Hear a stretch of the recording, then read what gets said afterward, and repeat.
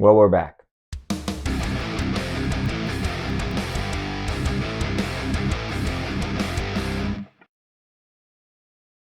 Here at Tattoo Tabletop, we have a lot of fun, so be sure to like, share, subscribe. It's all completely free and it helps me out. And if you really want to help me out, come join our Patreon. Link is in the description where you can come post and talk about your favorite minis.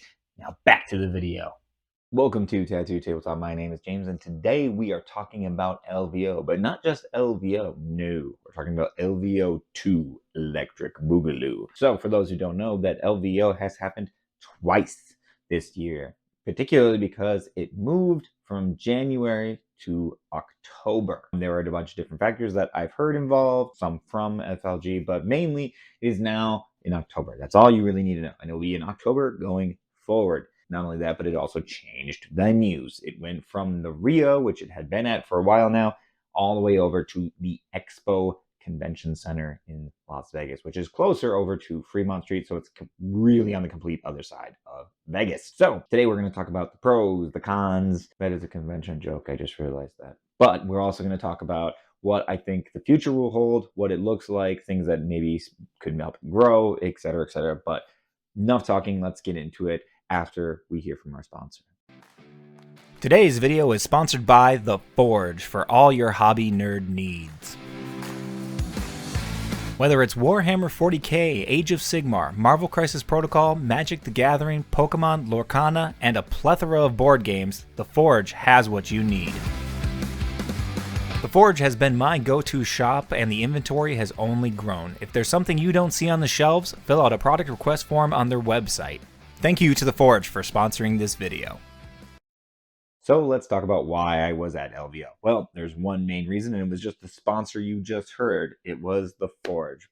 So Bert, if you're watching this, thank you so much. The Forge helped sponsor me to go out to cover the new event, which I massively appreciate. And at the time, I was planning on doing just that, just covering the event, just going around, filming, breaking down a bunch of different aspects of it. But instead, what ended up happening is my good friend, Mr. Stephen Box of Vanguard Tactics, reached out to me and he asked, James, what are you doing at the LVO, or are you going? And I was like, yes, I am going. I'm not doing anything. What do you want? What can I do for you? And he was just like, well, we're running this first timers event. And I had heard whispers of this being talked about before.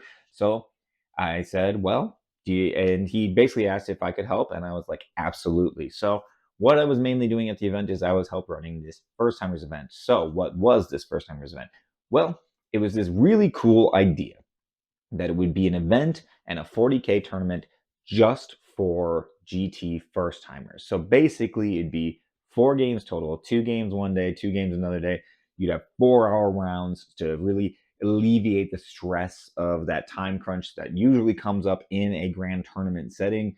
And it also had a workshop at the beginning of it, so you could get a little bit of Q&A, some time, get some feedback.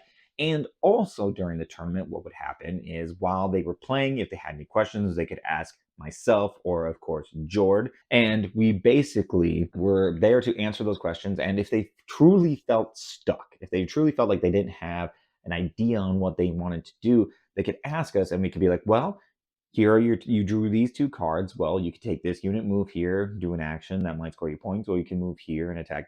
But we're not giving them the answer. We're not telling them, you should do this. You can do, like, we're telling them you have the ability to do this, but we left it up to them. So it was kind of like a guided playthrough of the games. Now, how did that go? Well, first and foremost, it was incredible.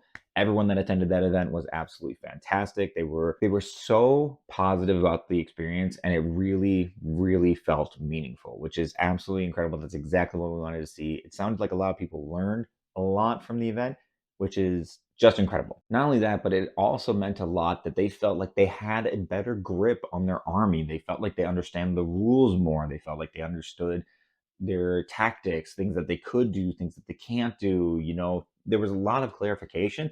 And by the end of it, I think a lot of it ended where they were feeling like they could actually go into a grand tournament setting, which is exactly what that event is for. Now, why do I think that this should be a reoccurring event going forward? Because I think this helps not only the first timers, it massively helps the experienced players. There have absolutely been times where I've run into a first timer at a grand tournament, and as much as I want to help them as much as I can, realistically, sometimes if you're trying to play to the best of your ability in the most competitive way possible, well, not the most competitive way possible, but you're trying to play competitively, right? You can't just give them the answer to what to do. And then if you don't do that and they take longer, you have to chess clock them. Well, then they're learning a chess clock. It's in a very stressful situation, and it can leave a really bad taste in the mouth of the experienced player as well as the first timer. The great news is this event went off without a hitch. It should be a new permanent fixture at Frontline Gaming, so fingers crossed. There's no wood nearby. We're going to count that as wood for right now. That's going to really help, I think, the champs event also as well, because it's going to allow first timers to get some more experience, to get some more time, learn more of the game in a more stress-free environment, which in turn is going to result in them probably coming back next year in playing in the champs or playing in GTs in their local community and not feeling like they're slow playing somebody. It won't create that bad experience. So that was absolutely incredible. I massively appreciated Vanguard Tactics asking me to help with that event, and every single one of the players improved, got better, got faster, and were just an absolute delight to talk to and to engage with. So if any of you are watching, definitely leave a comment down below. I appreciate every single one of you. You were all fantastic. Another thing I got to do, which was absolutely incredible and not actually really planned, was I got to interview my friend and mentor, Stephen Fox, about sportsmanship specifically. And we had a really good, engaging conversation, and that video will be posted right up above here. I'll add a little link there, and I'll post one down in the description down below. But it was on the Frontline Gaming Live Lounge podcast. So that was absolutely a fantastic experience that I got to have. I really enjoy those sort of live settings. I really enjoy engaging in those conversations. And overall, it was absolutely incredible. I massively appreciated the opportunity that my friend Steven gave me. And I really hope that I get more opportunities in the future going forward. And as a whole, that entire live lounge was a really cool experience to have. You got really cool guests on there like Phil the Glacial Geek, Adrian from Tabletop Titans, Craddock from the lore side. I mean, you got so many incredible guests. Caleb Wisenbeck from Army Painter on a lot of really great techniques. I mean, it was a fantastic thing to have at the event. And nice little supplementary thing, you know, if you have someone who's just coming in and walking around, maybe they're checking out some of the games, maybe they're doing some painting and they want to take a little break, they can just pop on over, take a seat, participate, actually ask some questions at the end. It was very engaging, and I hope that that also continues for Frontline Gaming. So let's talk about another pro. I think the expo was a good move. It is a much larger space. Even from the get-go, when I had first arrived at the Las Vegas Open at the expo, I swore, and I walked into that building, if I saw what I like to call the Rio rolls, or the Rio rows, which are the long strips of tables, all intermittently connected, and mats going table to table, like edge to edge, no room around. The tables were spaced, and that is fantastic because I'm sorry for doing this, but like it gives me PTSD thinking about those times that I had to deep strike my units into the backfield and he had to run around 6 other tables and you had to excuse me, pardon, I just gotta can I just scooch past you there? It was a nightmare. So fantastically, the tables were actually spaced out. I still think they could have used a little bit more room. They had some room to set some like dice trays, tokens, things of that nature. But I wouldn't say necessarily could fit your army tray on there guaranteed. That might be a point of feedback. I don't know if it's possible to get something just a little longer to help that out. And of course, they have a lot of oddly sized tables where there was a couple tables where this one was this tall, this one was this tall, and so your terrain would just like, and like if you were placing a model on it, it wouldn't sit flat; it would just slide down. So even if you're trying to adhere to the rule, you're like, oh yeah, I'm base to base here, base to base here, and then just it would cause problems. So one potential point of improvement, but I did appreciate that the tables were absolutely completely separated, so that was massive and massively appreciated. Also, there was a much larger vendor space, which is also great. I really hope that this leads to a larger growth of vendors. I think we already did see a couple more vendors end up showing up for this, but I would love to see that expanded in the future, as well as hopefully more hobby related content there as well. I think it would be absolutely fantastic for the Las Vegas Open to go from a tournament-centric event to a more convention-centric.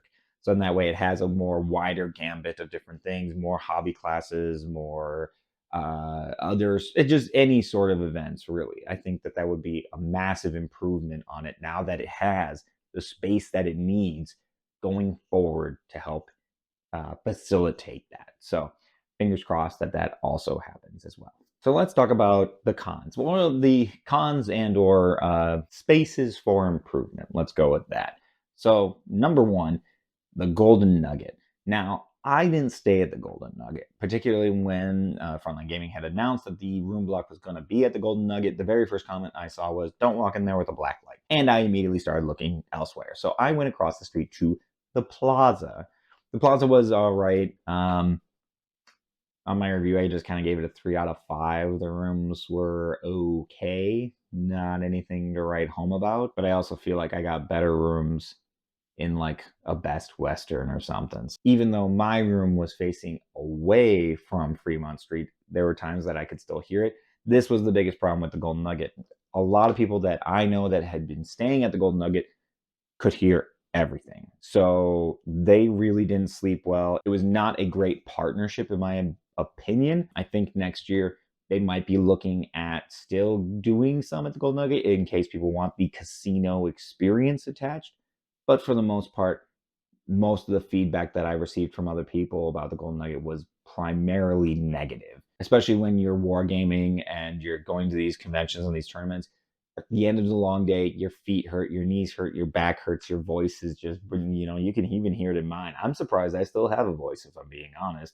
But I wasn't also playing in the tournaments. That was a massive part of that as well. And so I think that that is potentially room for improvement, especially because one of the reasons that this was also a particular point of contention, the Golden Nugget is far enough away that it's about a 19 to 20-minute walk. Now, if you're carrying your army and it's not, backpack straps, or even if it is backpack straps, it doesn't feel good. It can be very heavy. So they instigated and they got a shuttle, and the shuttle was working, from what I understand, pretty well. The schedule, there was no schedule. It just kind of said every 30 minutes roughly. I think it could benefit from a fixed schedule like 8, 8:39 or something like that, or even just a generic one. Because by the time I went to go use said shuttle, it stopped randomly. And this was actually against what it was supposed to be doing, which Frontline Gaming did confront the vendor about and reached out about and tried to get fixed. I don't know if it got fixed by the time that I was looking to use it again, or well, I say again, like I got to use it at all. But by the time they got around to it, I had to go catch my flight. So fingers crossed that hopefully is another kind of fix in the future. I mean, realistically, I also look at this as LVO 2 beta for the new venue, because I think that there's a lot going on. This is the first time that they've had to do it twice in a year.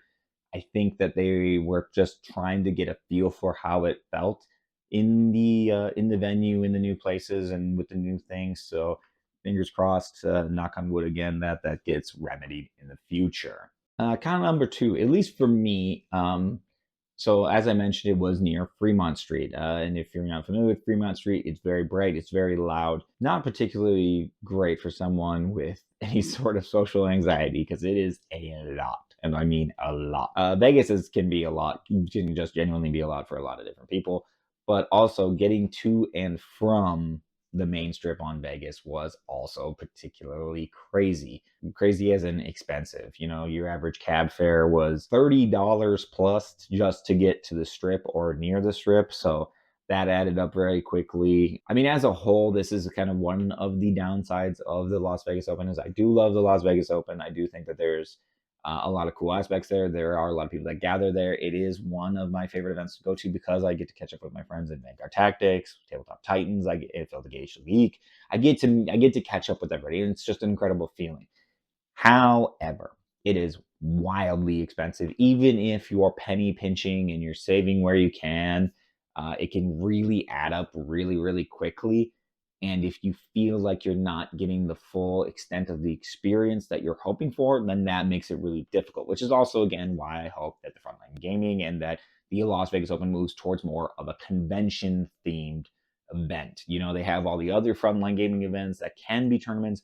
I would love to see this one become more of a convention, because then it's going to be more worth the investment, right? Like you're going to be okay booking the casino that's like charging you a resort fee when there's really no resort aspects to it, in my humble opinion. And you'd feel probably better about the money that you put into the event if you're getting a convention experience as opposed to just a straight tournament. I digress. So that was one. That is a point of feedback as well. I do think that this is the beta version, like I had mentioned. I think this is them committing to it and trying it out, because the alternative was that they waited over a year and another 8 to 10 months, and that's really just kind of a lose-lose. I think they made the better choice to just send it now as opposed to later. So they were put in a tough spot. They made the decision. I think this allowed them to test some things out, and I know for a fact that Frontline Gaming does already have the feedback, has probably gathered a lot of feedback or gotten a lot of feedback from a lot of different people as to exactly what they need to do in the future to help make the event run smoother, help it be better. So, hopefully that gets applied next year and we get a whole kind of different LVO experience. So, all in all, how do I feel? I'm hopefully optimistic about it. I got a pretty cool experience there. I think the first timers event was hands down one of my favorite things. I met so many incredible people at it, and they were all so friendly and warm and welcoming. It's hard not to be, a little teary eyed at it, because I received so much positive feedback from them as well. I mean, I did end up stepping in for a game where I played a gentleman named Jared. Jared, if you're watching, thank you. And he played his Dark Angels, and I played my Space Wolves, and we played this game out. And at the end of it, Steve asked him, "How was your game?" And he told him it was the best game that he had gotten. He felt that he understood so much more about the army. I did a great job explaining things. So again, it was absolutely incredible to receive that sort of feedback, that overwhelmingly positive feedback, that I felt like I was actually doing something really meaningful for somebody else. That meant a massive amount to me as well. And that really just made a lot of it all worth it for me. Because that's the thing that I like to do, right? Is I like to stay as positive as possible in a hobby that can be predominantly dominated by negativity and sometimes a little bit of toxicity, but I'd say primarily negativity. I like to bring positivity to the forefront, because why would we self sabotage this incredible hobby that we're a part of? I understand that there are things that are constructive criticisms, and that's totally fine. I offer constructive criticisms myself, as previously listed before. Like, I have my criticisms. I would like to think that they're constructive. These kind of moments make everything so much more worth it. When you have that meaningful experience, when you feel like you truly connected with another person, that's part of this game. That's part of this hobby. It's more than just rolling dice and trying to defeat your opponent. It's about having the experience. It's about having this time with other people that you can connect with them, whether it's celebrating the good dice rolls that you or they have, or the bad dice rolls. It doesn't matter, right? This is a connective experience, and I felt like I got a lot of that through the first timers event, doing some of the coaching there, and just by connecting with, of course, all my incredible friends. I did pick up a couple things from the vendor hall. Specifically, I picked up a nice little laser pointer, green laser, a little bit cleaner, and it was only $25, so pretty worth it there. And I also got the modifier dice from the Baron of Dice. +1 to wound, -1 to wound, +1 to hit, -1 to hit, etc. So that was really nice to just kind of pick up as well. Shout out to Josh for giving me the heads up that they did have that, because I didn't see it out on the shelves, so I thought that they didn't have it. So Josh, if you're watching this, massively appreciate you letting me know. And of course, I do want to do a massive shout out to all the incredible people that I got to interact. Of course, the entire Vanguard Tactics team, Steven, Jord, Hobbs, Ben, Lee, all of you. Just, I appreciate how much we've become closer over these years, how much you guys have taught me, how much you have welcomed me in. It has meant the absolute world to me. And of course, a massive shout out to the entire Army Painter team, Tim, Caleb, Kat, Phil, just everybody. And all of you were so welcoming. And I also appreciate that there were a lot of people that also reached out to me about my burnout and checked in on me and actually asked, are you feeling better? Like, how are you doing? Like, I wanted to, they were reaching out and they were connecting with me, and I massively appreciated that. It was a moment that showed that the view number on my video was not reflective of how people felt, and that was a nice humbling moment for me to see that this thing that I thought nobody really saw or really processed actually hit a lot of people home. And I did receive a lot of messages after that video, reaching out to me and actually, engage with me and just checking in on me. It really did mean the world.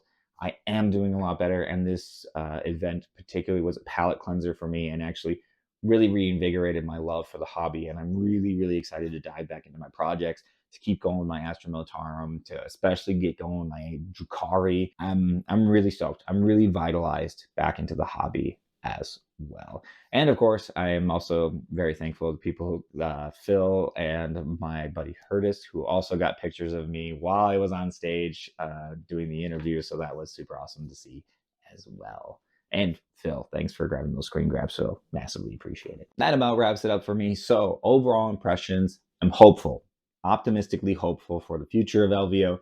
I think next year is going to be really telling. One of the reasons why I went this year and decided not to play originally from the get-go was because I wanted to see how it was going to work out some of the kinks. I mean, usually when any sort of major event moves to a different venue, changes owners, does whatever, there's always like a little bit of a growing pain. I mean, I felt it this last year at Adepticon. I thought Adepticon was still pretty good. It handled things very well, but there were still a few bumps along the road. So hopefully, fingers crossed, that this year, now that Adepticon's, figured out the convention center, moved to Milwaukee officially, I'm hoping that that goes a little bit smoother as well. I think we're going to see some massive improvements, and I am massively positive for it. Of course, if you like this content, please feel free to like, share, subscribe down in the comments down below. A massive shout out to my Patreons that I will list right here: Bill, Nolan, Brady. You guys are all absolutely incredible. I appreciate everything that you do that by supporting me, and I really, really look forward to it. And of course, a massive shout out to the Forge again for sponsoring me to be able to go to the LVO2.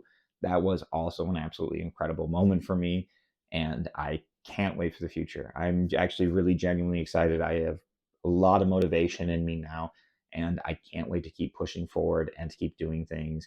And I hope you all come and join me. But until next time, I've been Tattooed Tabletop. You've been the audience slash viewer, and I need you to go paint something.